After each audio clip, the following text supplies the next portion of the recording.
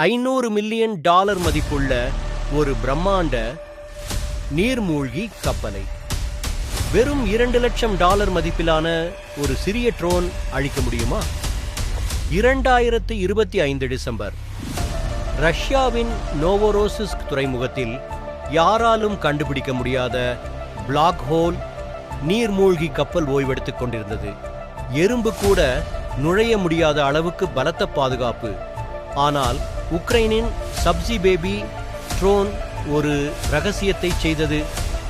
Russia அமைத்திருந்த பாதுகாப்பு வலைகளுக்கு அடியில் சத்தமில்லாமல் ஆழமாக டைவடித்து உள்ளே நுழைந்தது.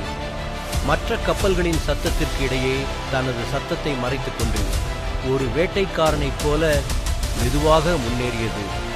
திடீரென ஒரு பயங்கர வெடிப்பு அந்த ட்ரோனில் இருந்த 450 கிலோ வெடிப்பொருள் பாப்பிள் ஜெட் என்ற அதிர்வலையை உருவாக்கியது.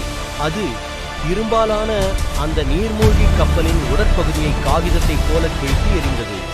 ஒரே ஒரு சிறிய ட்ரோன் உலகையே மிரட்டிய அந்த நீர்மூழ்கி கப்பலை ஒரு இரும்பு பெட்டியாக மாற்றியது. கடற்போர் வரலாற்றில் இது ஒரு புதிய புரட்சி.